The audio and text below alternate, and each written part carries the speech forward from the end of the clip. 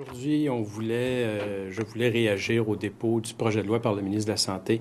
Projet de loi qui vise l'abolition des agences et la restructuration de la gouvernance dans le réseau de la santé. D'abord, vous me permettrez de constater que le ministre de la Santé a quand même gardé des éléments positifs de son passage à la CAQ. Nous avons visiblement eu une influence sur lui qui devrait bénéficier à l'ensemble des Québécois si l'exercice est fait jusqu'au bout, bien entendu. Un projet de loi qui est intéressant, pour lequel on a évidemment envie d'offrir notre collaboration au ministre de la Santé. Intéressant en ce sens qu'il s'attaque à un problème qui est récurrent et qui est majeur pour le réseau de la santé, c'est-à-dire la bureaucratie.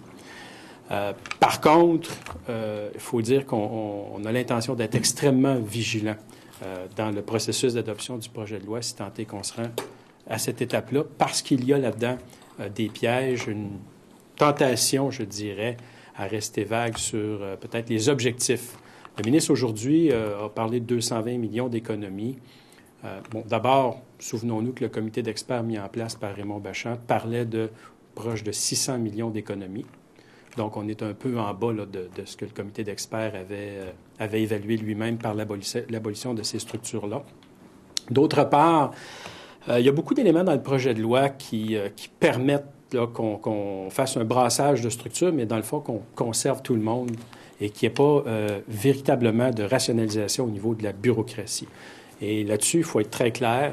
La coalition n'a jamais eu pour intention de brasser des structures pour brasser des structures. Si on voulait abolir les agences, c'était dans l'objectif de dégager des marges de manœuvre financières récurrentes dans le but d'offrir à la population un maintien, une augmentation de la prestation de services. Et ça, pour nous, c'est fondamental. Il faut qu'à la fin de l'exercice, on ait dégagé des marges de manœuvre et qu'on puisse offrir aux citoyens, non pas des coupures de services, mais un maintien et une amélioration des services, parce que le réseau de la santé, au final, nous coûte extrêmement cher collectivement et les résultats sont là. On n'en a pas pour notre argent. Le gouvernement libéral, dans les 10 dernières années, a échoué à livrer la marchandise en matière de prestation de services. Et je fais un parallèle avec l'entente qui a été faite avec les médecins omnipraticiens, où le ministre de la Santé a négocié, dans le fond, un étalement de la dette, mais a manqué une belle opportunité pour s'entendre aussi avec les médecins omnipraticiens sur une meilleure prise en charge. Donc, on voudrait que ce projet de loi-là soit pas une autre opportunité manquée par le ministre de la Santé d'aller vraiment faire le ménage là où il doit être fait et de ne pas toucher au service à la population, voire viser une amélioration, ce qui, quand on considère l'enveloppe qu'on consent à la santé collectivement est tout à fait faisable. Là-dessus, j'attends vos questions. Croyez-vous réaliste les chiffres de 220 millions par année récurrents? Je les trouve minimalistes.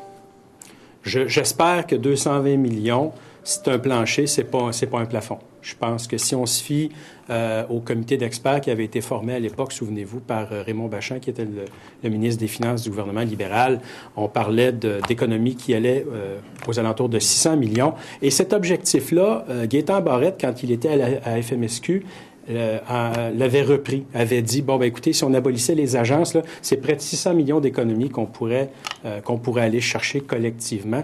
Donc, aujourd'hui, d'entendre le chiffre de 220 millions, je dis, ça m'apparaît être minimaliste par rapport à un objectif qui pourrait être plus ambitieux, mais c'est déjà 220 millions de plus. Donc, peut-être que je me trompe, mais le rapport préconisait aussi que l'argent suive les patients.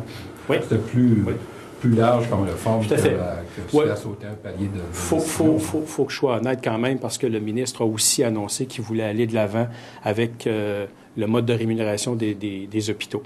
Alors, il a été clair dans l'esprit du ministre, il veut adopter cette procédure-là pour financer nos hôpitaux, tel que prescrit par le rapport Thomson qui a été déposé là, à l'Assemblée nationale. Donc, dans le plan d'ensemble, moi, je pense que c'est effectivement réaliste d'aller chercher une cible supérieure à 220 millions. Et dans le cas du ministre, comme je vous dis, ça m'apparaît minimaliste. Et il ne faut pas que cet exercice-là soit un simple rebrassage de structures auquel les libéraux nous ont habitués. Souvenez-vous, Philippe Couillard, qui avait promis lui-même d'abolir les agences, d'abolir les régies régionales, et qui avait transformé les régies régionales en agences de santé. Donc, on ne souhaite pas, évidemment, que Gaétan Barrette fasse une fusion de C3S et d'agences pour faire une méga structure, mais qu'au final, tout le monde va rester là, puis il y aura autant de bureaucratie qu'il y en avait avant. Et il y a quelques articles dans le projet de loi qui me donnent à penser qu'il faut être prudent parce que c'est une possibilité. Quel est le nombre maximal de gestionnaires que le ministère peut laisser partir sans qu'il y ait un impact sur les services à la population? Écoutez, les services soient maintenus ou s'accroissent, ou vous voulez accroître? Écoutez, le niveau de gestion, si je me fie un peu aux dernières statistiques, on voit par exemple un C3S comme Laval qui, avec un pourcentage de gestion aux alentours de 3, réussit à donner un volume de service à sa population, alors que d'autres C3S étaient à 5, 6, 7 et même près de 8 de gestion. Donc, moi, je pense que si on veut vraiment améliorer le système de santé, il faut qu'on se compare aux meilleurs. Et je pense que ça, c'est le genre de ratio qu'il faut viser. On laisse partir 1500, 2000 gestionnaires. Pour vous, ça vous apparaît réaliste? Écoutez, je peux pas le quantifier parce que là, maintenant, vous comprendrez que le projet de loi, l'encre est pas encore sèche. Donc, qu'est-ce que ça représente, la fusion des agences, des C3S, en termes de postes là, qui par attrition, pourront être libérés? Mais moi, je vous dis que si on avait une cible, puis on l'a vu là, de façon réaliste avec les C3S, si on avait une cible là, qui tournait aux alentours de 3-4 %, je pense que ce serait l'objectif. Est-ce que vous estimez que vous voyez d'un bon œil l'espèce de centralisation des pouvoirs vers le bureau du ministre? Le ministre va avoir la main haute sur la désignation des PDG, des CISSS. Oui.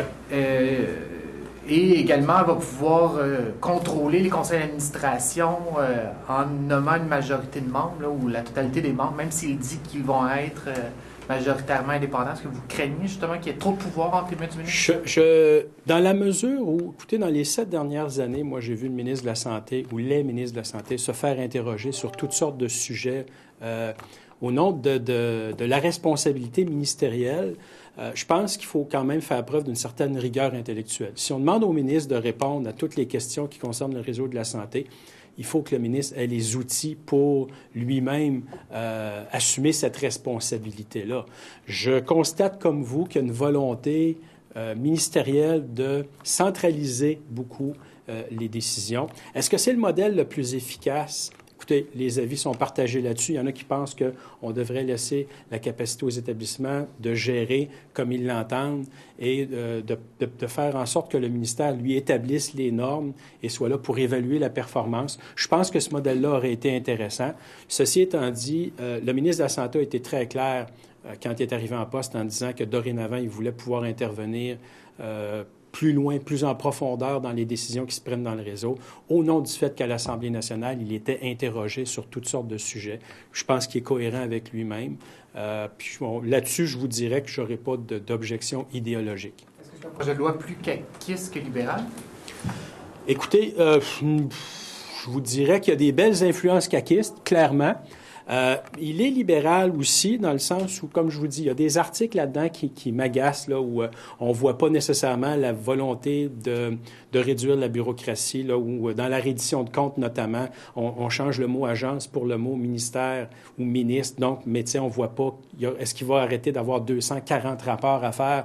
Est-ce que la fusion veut dire moins de rapports ou est-ce qu'on va demander à tous les petits établissements de faire des rapports à la structure régionale qui elle-même va faire rapport au ministre? Puis là, tout ça va être un rebrassage de papier. Donc, je vous dirais que ça va être au niveau de l'étude article par article où là, on va pouvoir aller chercher l'intention réelle du ministre et la capacité de ce projet de loi-là à vraiment s'attaquer à la bureaucratie. Elle va se définir au moment où on va faire l'étude article par article.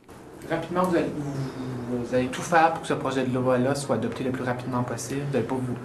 Ah, mais si vous parlez, est-ce qu'on va faire de l'obstruction parlementaire? Pas du tout. Par contre, on veut être constructif. C'est une réforme qui est majeure pour le réseau de la santé. Nous souhaitions l'abolition des agences, donc nous allons être cohérents avec nous-mêmes Nous allons travailler à ce que les agences soient abolies. Par contre, comme je vous dis, il y a un piège qui est réel. Là. Il y a quelques articles dans le projet de loi où il y a un piège réel de faire en sorte qu'on assiste un peu à ce que Philippe Couillard avait fait à l'époque, c'est-à-dire on change le nom des régies régionales pour des agences de la santé et voilà, on pense que le travail est fait. Donc maintenant, si on crée des mégastructures à l'intérieur desquelles il y a le même niveau de bureaucratie, on va avoir manqué la cible. Alors, on ne pourra pas dire, oui, vous avez aboli les agences, bravo. Maintenant, vous avez créé d'autres mégastructures qui brassent autant de papier. L'objectif, je vous le rappelle, c'est pas d'abolir ci ou de fusionner ça. L'objectif, c'est qu'au final, il y a moins de bureaucratie dans le réseau de la santé. On dégage des marges de manœuvre et cet argent-là sert en prestation de services pour les patients. Vous ne croyez pas que ces mesures d'austérité nuisent à l'économie s'il n'y a pas de reprise économique dans les prochains mois? Non, parce que je pense d'abord que la principale préoccupation du réseau de la santé devrait être le patient. Je pense que le réseau de la santé est là pour soigner des gens, au-delà des considérations de relance économique, d'emploi. La principale préoccupation qu'on doit avoir, c'est le service aux patients. Et depuis 10 ans, on l'a vu là, dans les différents rapports qui ont été déposés, le Parti libéral échoue. Donc, pour une fois, là, il y a une initiative qui, de notre avis, peut être intéressante en ce qu'elle nous permet de mettre moins d'argent sur la bureaucratie, plus d'argent sur le service aux patients. Donc, vous comprendrez qu'il n'y a pas de crainte à y avoir sur d'autres enjeux qui, dans le fond, sont subalternes à ce pourquoi on est là, c'est-à-dire les patients. Mr. Kerr, you seem cautiously enthusiastic today. do you, generally speaking, do you agree with this bill? And do you really believe that services to the population will be opened up? Yeah, well, we're willing to move forward with that bill because it's an idea from my political party.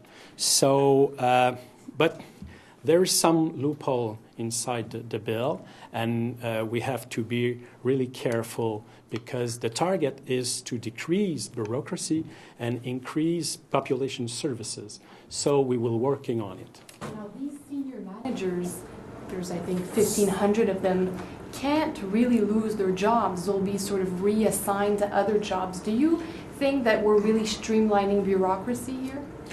Yeah, sure. Because some of them will leave for la retraite, excusez-moi.